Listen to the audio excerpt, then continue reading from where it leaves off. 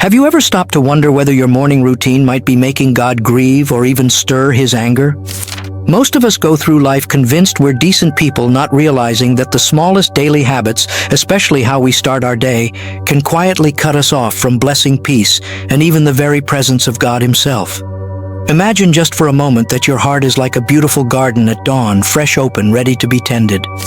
But what happens if each morning you let weeds take root, the soil dry out, or the gates swing open to thieves? You wouldn't see the damage right away, but by midday you'd start to notice the wilt, the mess, the sense that something precious has been lost.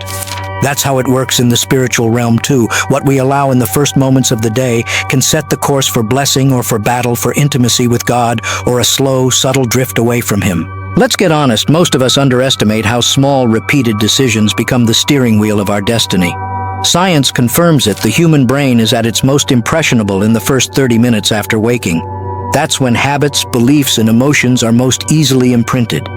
Neuroscience tells us that what we focus on early in the day primes our brain for more of the same. Negativity begets negativity, gratitude begets joy.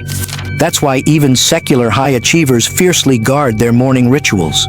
The Harvard study of adult development showed that people who practice gratitude and mindfulness on waking are more resilient to stress and enjoy better relationships, while those who rush into distraction, comparison, or worry are more likely to feel overwhelmed, irritable, and disconnected all day long. But this is not just science. It's spiritual truth that the Bible laid out long before any research study confirmed it.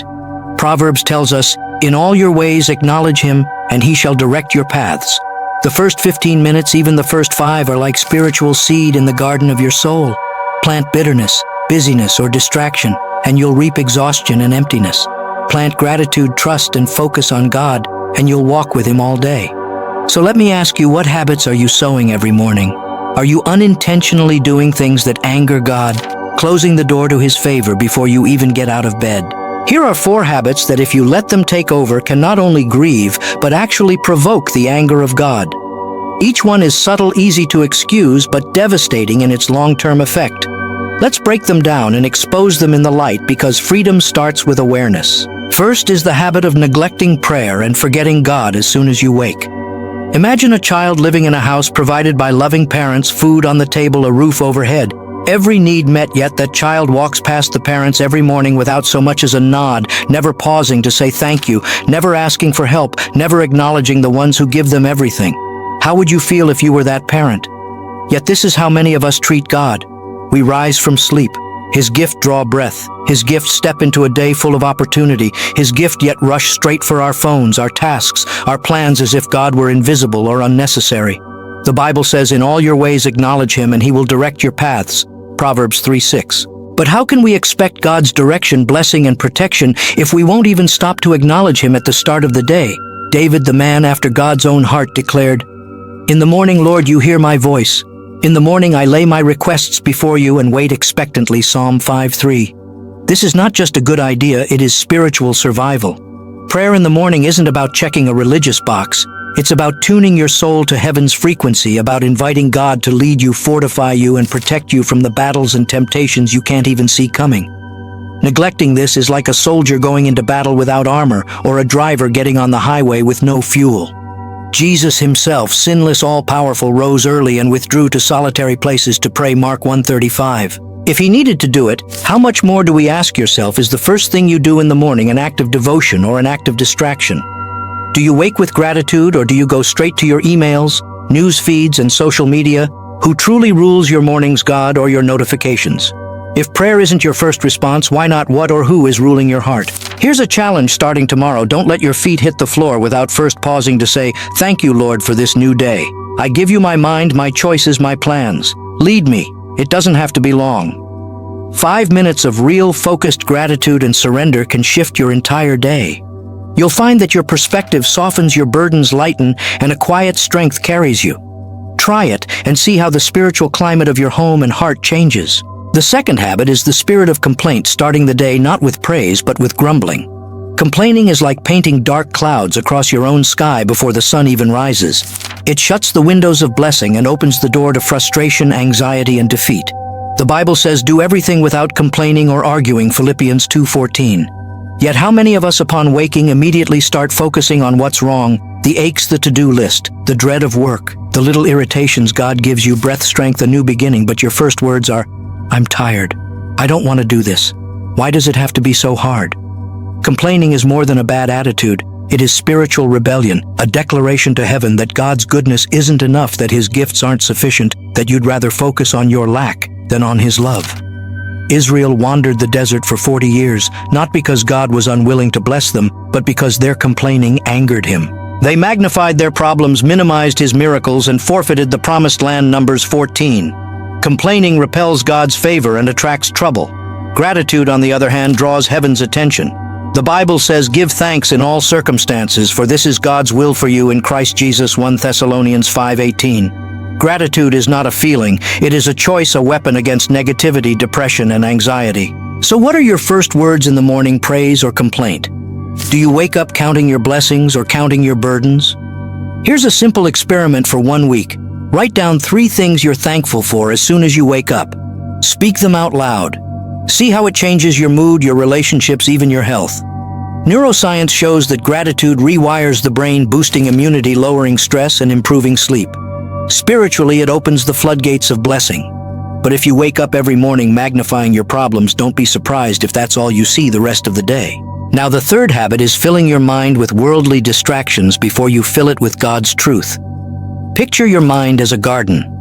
What you plant first thing in the morning will set the course for everything that grows throughout the day. If you start your day scrolling through news feeds, gossip, or anxiety-inducing headlines, you're planting weeds, fear, comparison, insecurity. If you wake to music or media filled with negativity or immorality, you're letting toxins seep into the soil of your soul. The Bible says, "Do not conform to the pattern of this world, but be transformed by the renewing of your mind." Romans 12:2. The first thoughts and images you expose yourself to become the blueprint for your day's emotions, decisions, and spiritual sensitivity. Jesus said, "Seek first the kingdom of God and His righteousness, and all these things will be added to you." Matthew 6:33. Seek first, not after social media, not after email, not after your favorite podcast. If you feed your spirit with junk food first, don't be shocked when you're hungry, irritable, or anxious by noon. Imagine a farmer who wakes up, surveys his field, and instead of planting wheat or fruit, deliberately sows weeds and thorns. Would he expect a good harvest? Yet that's exactly what we do when we fill our minds with the world's chaos, drama, or shallow entertainment before seeking God. Jesus set the pattern. He began every day seeking the Father's voice before any other. That's why He walked in clarity, peace, and power, no matter the storm. Try this for 3 mornings. Resist the urge to check your phone or turn on any media for the first 30 minutes. Instead, read a psalm, listen to worship, or simply sit in silence and let your mind be shaped by truth. Watch how your decisions, reactions, and energy shift. Watch how the voice of the Spirit becomes clearer when you tune out the world even for a little while. The fourth habit is rushing into decisions, big or small, without first seeking God's direction. Picture a sailor setting out to sea without checking his compass, or a pilot taking off without a flight plan. That's what it's like to rush into your day, your plans, meetings, relationships, even your breakfast without asking, "Lord, what do you want? What's your will for me today?" Proverbs 16:3 says, "Commit your work to the Lord and your plans will be established." God wants to lead you, but He won't force His way into your schedule. The Holy Spirit is gentle, never intrusive. If you move too quickly, you'll miss His whispers, His warnings, and His wisdom. The Bible gives a haunting example. Joshua, after leading Israel into the Promised Land, was tricked by the Gibeonites. Simply make a major decision whether to take a job, send a text, commit to a meeting, invest your money, or confront someone. Pause.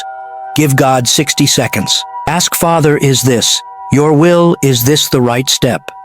Am I moving in your timing?" Jesus Himself, though all wise, spent nights in prayer before choosing His disciples. Luke 6:12-13. The pattern is clear. Those who wait for God's direction never lose their way for long. Let's pull all this together. Neglecting prayer, complaining, feeding your mind with the world's noise, and rushing through decisions without God, these are not just minor bad habits. They are subtle yet serious ways of pushing God away, closing off His guidance, His comfort, and His blessing. Over time, they create a climate in your heart that is cold, anxious, and spiritually dull. But here's the hope: God's mercies are new every morning. He is eager to meet you at the break of day, ready to refresh, to lead, to love, to restore. The door to intimacy with Him is always open if you will simply pause, acknowledge Him, and invite Him in. Let this be your turning point. Choose one habit to change tomorrow morning. Try a 4-day challenge. Commit to praying first, giving thanks before you complain, reading scripture before social media, and pausing for God's direction before making decisions. Journal your experience. Share your victories and struggles with a friend or in your faith community. The breakthroughs, peace, and sense of God's presence you've been longing for might be waiting on the other side of the smallest morning decision.